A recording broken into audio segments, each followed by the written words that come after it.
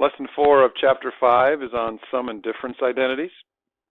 Before we get into that, just want to take a moment to talk about how you guys have learned how I'm always cold.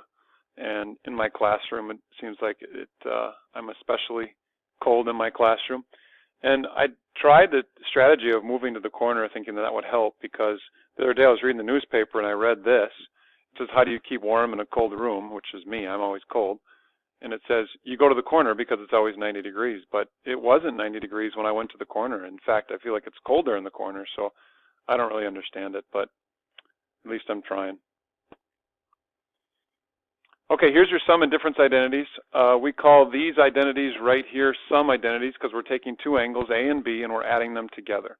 So we got one for cosine, we got one for sine, we got one for tangent. We call these angles difference identities because we're taking two angles and subtracting them. We got one for cosine, we got one for sine, we got one for tangent. So we're going to be asked to find the exact value of the expression sine of 15 degrees. We're going to use the unit circle, but before we do that, let's just change this expression into the sine of 45 minus 30, because 45 minus 30 does equal 15.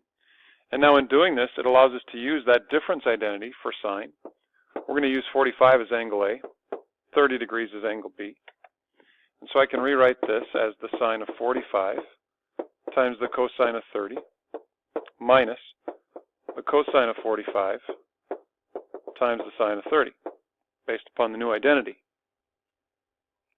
Then we can substitute in values from the unit circle, like root 2 over 2, root 3 over 2,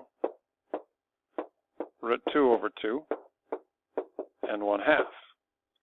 After substituting those values, then we can simplify to get root 6 over 4 minus root 2 over 4. And that would be our solution. Great way to check these answers is by typing this in on your calculator. So you can see I got root 6 over 4 minus root 2 over 4. And since that gives me 0.2588, I can compare that to the original expression, the sine of 15 degrees. Should be the same thing. This confirms that root 6 over 4 minus root 2 over 4 is our solution. Here's another one, but this time it's a cosine. So let's use two different angles this time. Instead of using 45 and 30, let's use 60 and 45. This designates A to be 60 and B to be 45. So now our difference identity for cosine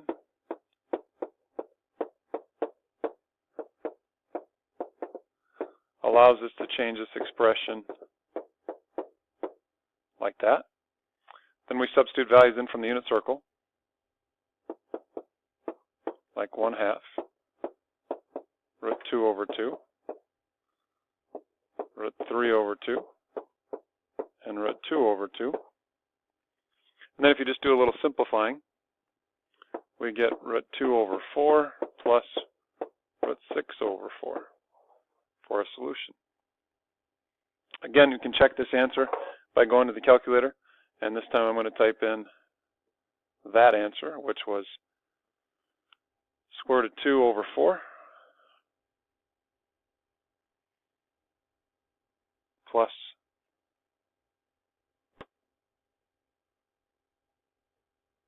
square root of 6 over 4, and we'll compare that to the cosine of 15 degrees because that was the original expression. Since they equal the same thing, we know we did it correct. Next example is a tangent. Now for this tangent one, if it's easier, take the 7 pi over 12 and change it into degrees by multiplying by 180 over pi. In doing this, the pi's cancel, and so you'd end up getting 105 degrees. So now we can think of this as the tangent of 105 degrees. The two angles that I'm going to use are 45 and 60. That designates 45 to be like angle A and 60 to be like angle B. And so now if I use the sum identity for tangent, I'm going to change this expression into the tangent of 45 plus the tangent of 60 divided by 1 minus tangent of 45 tangent of 60. Now I can substitute values in from the unit circle, and I'm going to have 1 plus the square root of 3 on the top. On the bottom, I'm going to get 1 minus the square root of 3. Now this is a really good answer, but you're expected to rationalize the denominator. So to get that square root out of the denominator, we have to multiply top and bottom by the conjugate of the bottom. And if I do that, you can see my denominator, since they're conjugates, we get 1 minus 3, no more square roots in the bottom. The top I'd have to FOIL. And then if I simplify that numerator, I get 4 plus 2 square root of 3. The bottom is just a negative 2. And that, of course, would simplify into negative 2 minus the square root of 3. There's your answer. You can check your answer by typing in negative 2 minus the square root of 3. And compare that to the tangent of, I think, 105 was our original expression. Since it equals the same thing, you know you did it correct.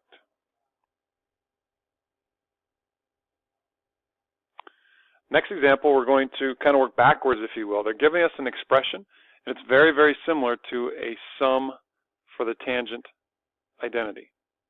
So, in doing this, we're going to designate 32 to be angle A, 13 to be angle B, and we can rewrite this whole fraction as the tangent of A plus B, or in this case, 32 degrees plus 13. Well, we can actually add those two angles together to get 45. And the tangent of 45 is 1. Next one is very, very similar. As I look at this, since the pattern goes cosine, cosine, plus sine, sine, I'm thinking of this as angle A, thinking of this as angle B.